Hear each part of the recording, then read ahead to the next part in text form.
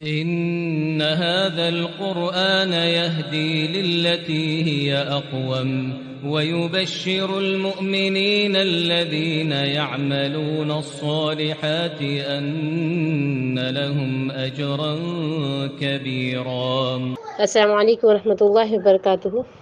الحمد للہ نحمده ونستعینه ونستغفره ونؤمن به ونتوکل علیہ ونعوذ باللہ من شرور انفسنا ومن سیئات اعمالنا من يهده الله فلا مضل له ومن يضلله فلا هادي له ونشهد ان لا اله الا الله وحده لا شريك له ونشهد ان محمدا عبده ورسوله.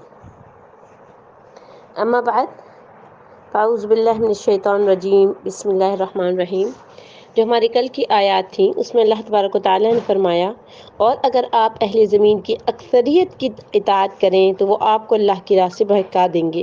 وہ اپنے گمان کے سوا کسی بات کی پیروی نہیں کرتے اور وہ اٹکل پچو ہی باتیں کرتے ہیں. بے شک آپ کا رب اس شخص کو خوب جانتا ہے جو اس کی راہ سے بہکتا ہوا ہے، اور وہ ہدایت یافتہ لوگوں کو بھی خوب جانتا ہے.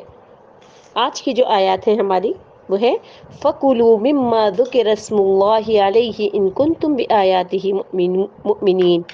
چنانچہ تم اس جانور کا گوشت کھاؤ جس پر اللہ کا نام پڑا گیا ہو، اگر تم اس کی آیات پر ایمان لانے والے ہو. اور تمہیں کیا ہو گیا ہے کہ تم اس حلال جانور کا گوشت نہ کھاؤ جس پر اللہ کا نام پڑا گیا ہو، حالانکہ اللہ نے ان سب جانوروں کے بارے میں تفصیل سے بتا دیا ہے جو اس نے تم پر حرام کیے ہیں، مگر جسے تم کھانے پر مجبور ہو جاؤ. الا ما اضطررتم کا لفظ آیا ہے، یعنی جسے تم کھانے پر مجبور ہو جاؤ تو وہ بھی حلال ہے. وَإِنَّ كَثِيرًا لَيُضِلُّونَ بِأَفْوَاهِهِمْ بِغَيْرِ عِلْمٍ. وَإِنَّ كَثِيرًا اور بے شک بہت سارے لوگ ایسے ہیں لَيُضِلُّونَ جو کہ البتہ وہ کیا کرتے ہیں، گمراہی میں ڈالتے ہیں، بہکاتے ہیں، بِأَهْوَائِهِمْ اپنی خواہشات سے، بغیر علم بغیر علم کے. ان ربک هو اعلم بالمعتدین بے شک آپ کا رب حد سے گزرنے والوں کو خوب جانتا ہے. تو یہ جو آج کی آیات ہیں اس میں اللہ تبارک و تعالیٰ کیا فرما رہے ہیں کہ جو ایسا ذبیحہ ہے کہ جو کہ آپ کے لیے حلال ہے، اور کچھ ایسے ذبیحے ہوتے ہیں جو کہ آپ کے لیے حرام ہوتے ہیں، تو اللہ تعالیٰ نے اپنے مومن بندوں کے لیے اس بات کو جائز قرار دیا ہے کہ وہ ان جانوروں کو کھا سکتے ہیں جنہیں اللہ تعالیٰ کے نام سے ذبح کیا گیا ہو.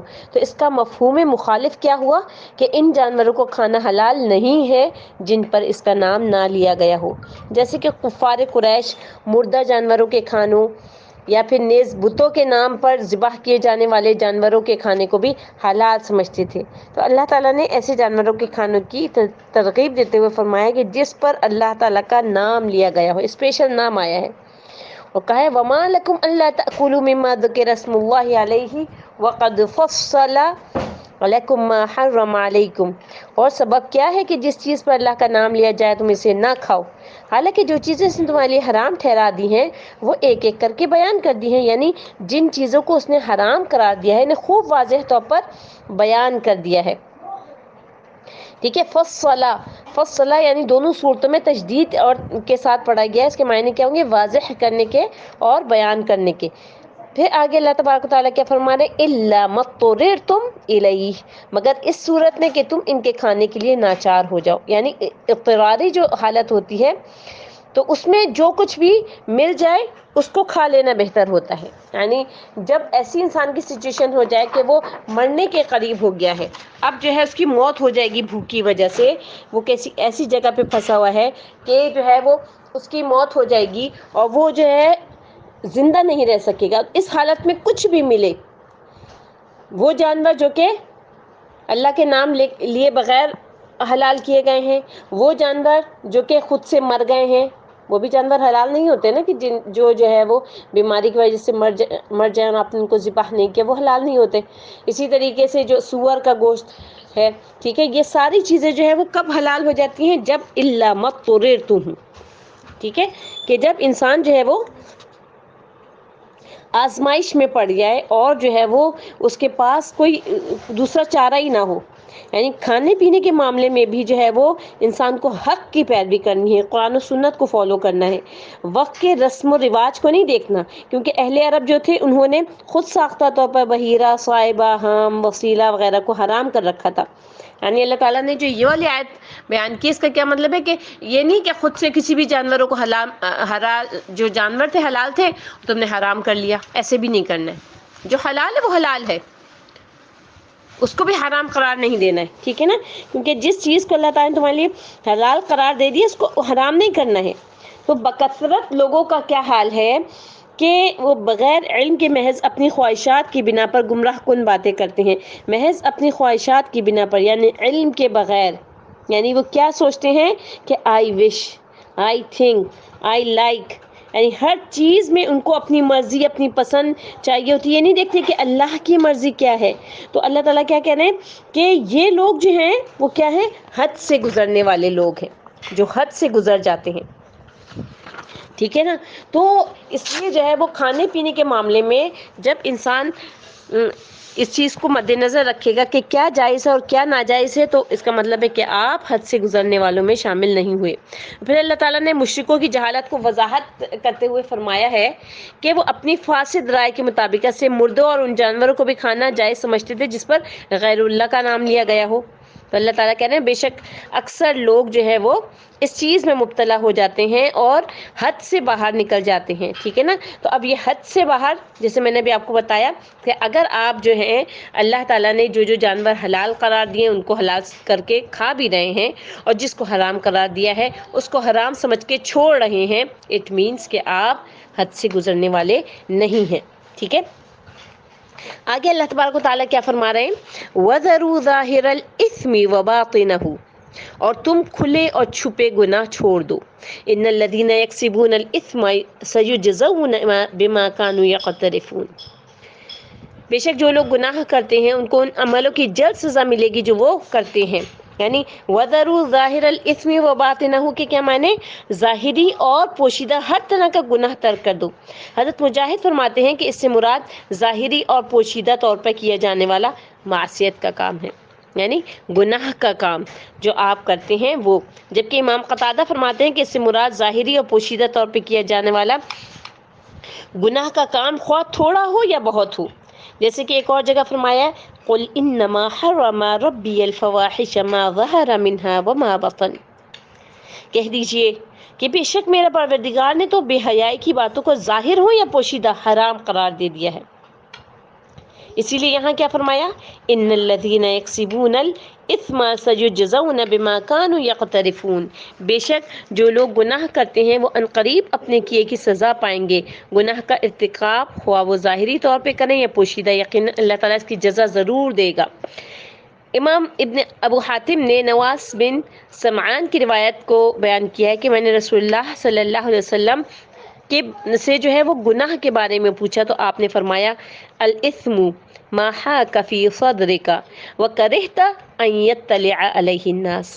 دیکھیے کتنی وضاحت سے جو ہے نبی کریم صلی اللہ علیہ وسلم نے صرف ایک جملے میں پوری ڈیٹیل بیان کر دی، صرف ایک جملے میں، کیا گناہ وہ ہے جو تمہارے سینے میں کھٹکے اور تم لوگوں سے اس کے باخبر ہونے پر کیا کرو، ناپسند خیال کرو، تمہیں یہ چیز جو ہے وہ ناپسند رہے کہ تم جو ہے وہ تمہیں یہ اچھا نہ لگے کہ تم کو یہ اچھا نہ لگے کہ لوگوں کو پتہ چل جائے گا، لوگوں پر یہ راز کھل جائے گا، میں چھپ چھپ کے کرتی ہوں یہ کام، کہیں ایسا نہ ہو کہ لوگوں کو پتہ چل جائے۔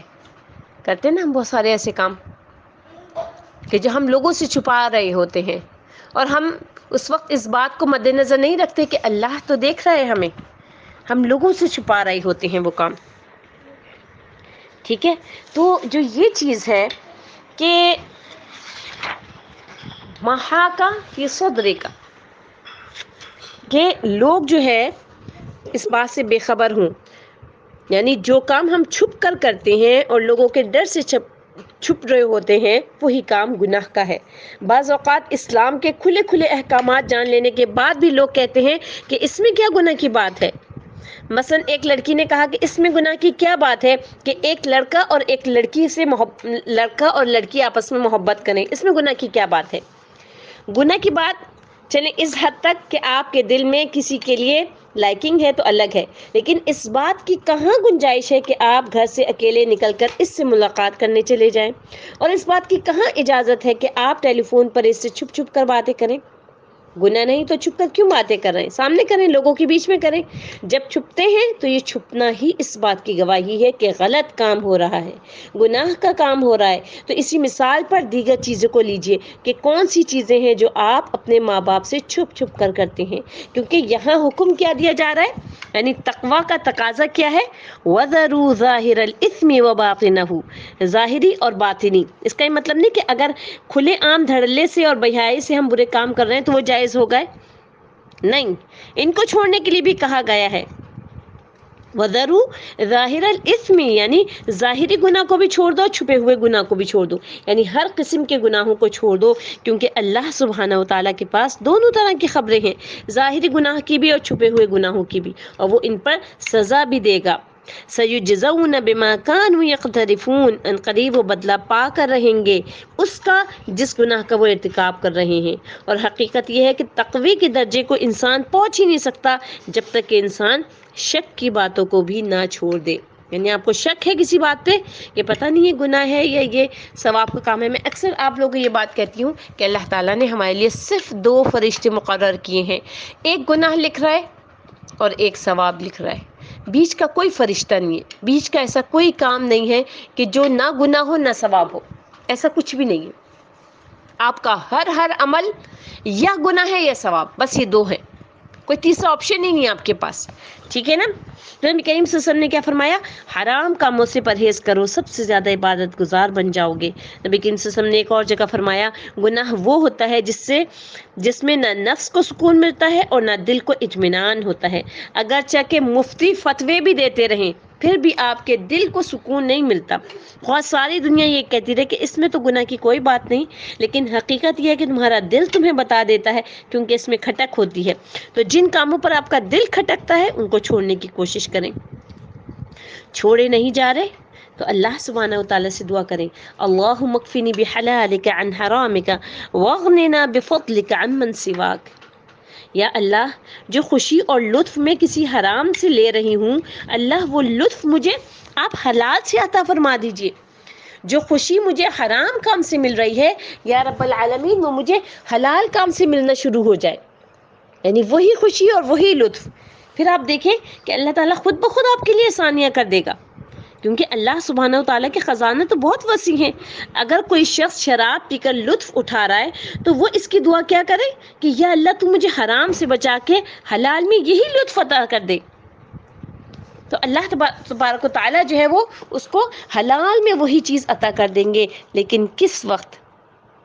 اس وقت جب آپ دل سے دعا کریں گے، جب آپ دل سے ہدایت چاہتے ہوں گے، جب آپ اپنے آپ کو بدلنا چاہتے ہوں گے، جب آپ یہ کوشش کریں گے کہ اللہ تبارک و تعالیٰ نے اگر قرآن میں واضح طور پہ فرمایا ہے کہ تم کھلے اور چھپے تمام گناہوں کو چھوڑ دو، اور جو لوگ گناہ کر رہے ہیں ان کو ان کے اعمالوں کی جلد سزا ملے گی جو وہ کرتے ہیں، اللہ تبارک و تعالیٰ نے اتنے واضح طور پر جو ہے اس آیت کو نازل کیا ہے آج سے 1400 سال پہلے، تو پھر میں ان بندیوں میں بن جاؤں اللہ تعالیٰ کی کہ جو اللہ تعالیٰ سے کہے یا اللہ میں نے اس آیت پر عمل کرنے کی کوشش کی تھی۔ آپ صرف کوشش کریں گے، رزلٹ اس رب کے پاس ہے، نتیجہ اس رب کے پاس ہے۔ ہم کیا کرتے ہیں کہ ہم کسی کام کا جو ہے وہ فوراً رزلٹ سوچنا شروع کر دیتے ہیں۔ ہم سوچنا یہ شروع کر دیتے ہیں کہ اچھا اتنے دن میں نے اگر یہ کام کر لیا تو کیا ہو جائے گا، اچھا اللہ تعالیٰ نے کون سی میری فوراً توبہ قبول کر لینی ہے۔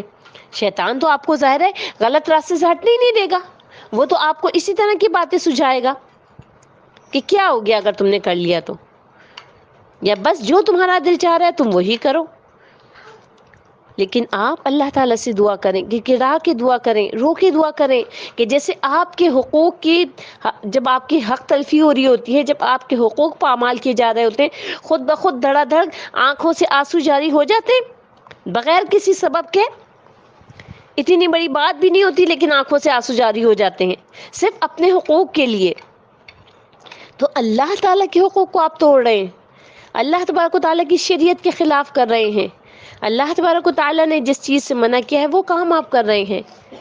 تو کیسے نہیں آپ کے آنسو جاری ہوتے کہ آپ اللہ تعالیٰ کے سامنے گڑ گڑا کے دعا مانگے، یا رب العالمین آپ مجھے اس چیز سے نجات دے دیجئے، اس حرام کام میں مجھے مزہ آ رہا ہے، آپ مجھے یہی مزہ حلال کام میں دے دیجئے.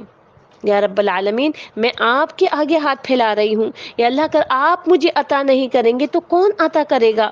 یا اللہ اگر آپ کا در میرے پاس سے بند ہو گیا، آپ نے اگر دروازہ اپنا میرے اوپر بند کر لیا تو میں کس در پہ جاؤں گی؟ کون سا در ہے جو میرے لیے کھلا ہوا ہوگا؟ یا رب العالمین آپ اپنا در مجھ پہ بند نہ کیجیے گا. اللہ تعالیٰ سے مانگے. اس کے بعد اللہ تبارک و تعالیٰ آگے فرما رہے ہیں وَلَا تَأْكُلُوا مِمَّا لَمْ يُذْكَرِ اسْمُ اللَّهِ عَلَيْهِ وَإِنَّهُ لَفِسْقٌ وَإِنَّ الشَّيَاطِينَ لَيُوحُونَ إِلَىٰ أَوْلِيَائِهِمْ لِيُجَادِلُوكُمْ وَإِنْ أَطَعْتُمُوهُمْ إِنَّكُمْ لَمُشْرِكُونَ. اور تم اس جانور کا گوشت مت کھاؤ جس پر اللہ کا نام نہ پڑھا گیا ہو، کیونکہ یہ کھانا یقیناً نافرمانی ہے، اور بے شک شیطان اپنے دوستوں کے ذہنوں میں شبہ ڈالتے ہیں تاکہ وہ تم سے جھگڑا کریں، اور اگر تم نے ان کی اطاعت کی تو بلا شبہ تم بھی ضرور مشرک ہو جاؤ گے. یعنی جو اللہ تعالیٰ کے نام کے بغیر ذبح کیا ہوا جانور ہے وہ حرام ہے.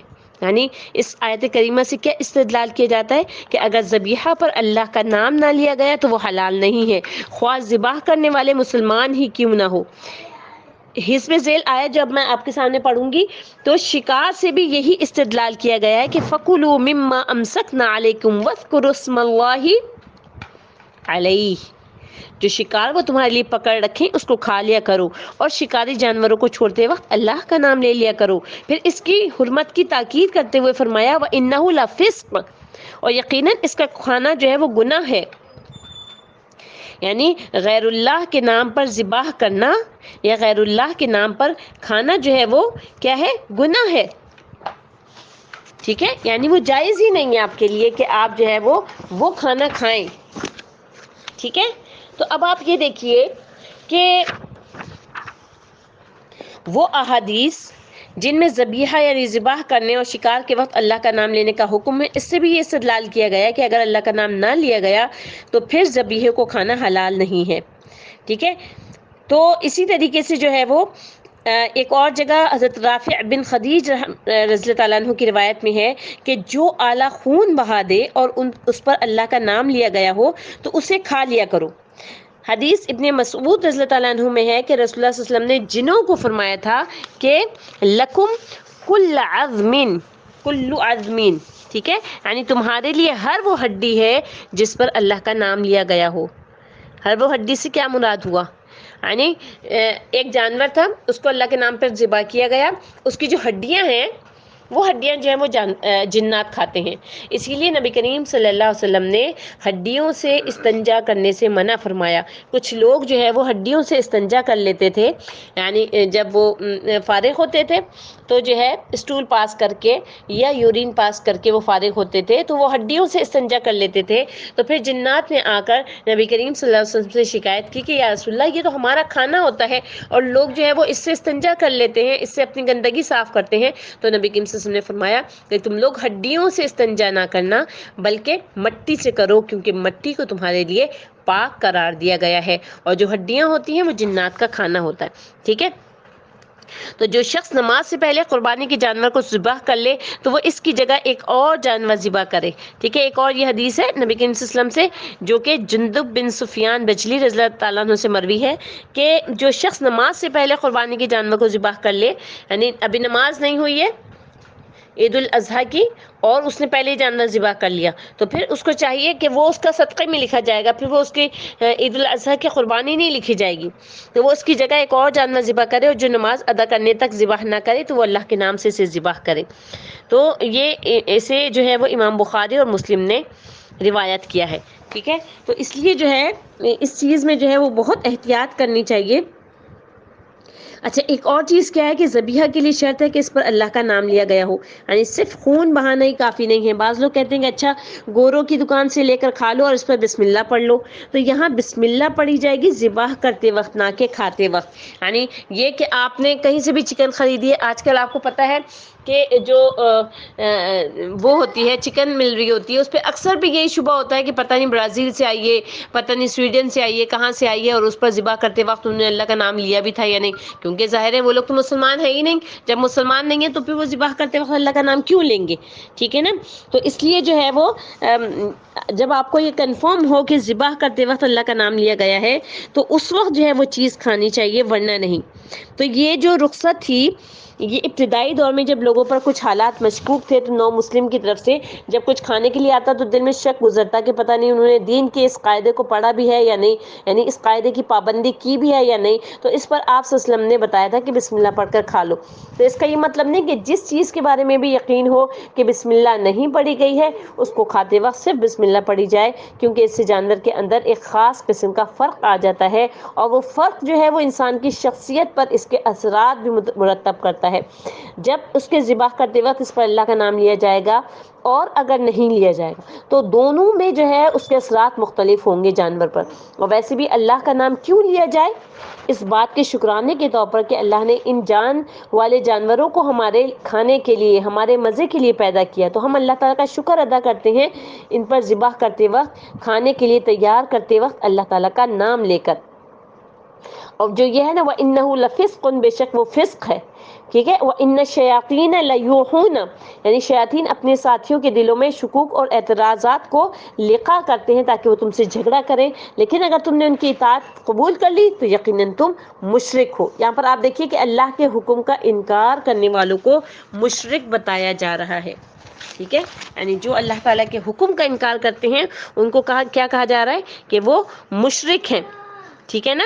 یعنی اچھا یہ جو اس کا جو تھوڑا سا یہ ہے نا وَإِنَّ الشَّيَاطِينَ لَيُوحُونَ، شیطان کی طرف سے کیا وحی ہوتی ہے، اس پہ انشاءاللہ ہم جو ہے وہ ہفتے والے دن بات کریں گے۔ اللہ سبحانہ وتعالیٰ سے دعا ہے کہ اللہ رب العالمین احکم الحاکمین ہمارے اعمال کو بالکل ایسی اصلاحی اعمال کر دے کہ جیسے کہ جس وقت نازل ہوتی تھی وحی اور صحابہ کرام جو ہے وہ سمعنا واطعنا کہتے تھے، تو اللہ تبارک و تعالیٰ ہمارے اعمال کو، ہماری زندگیوں کو، ہمارے کاموں کو، ہماری ایک ایک حرکت کو اسی کے مطابقت سے کر دے۔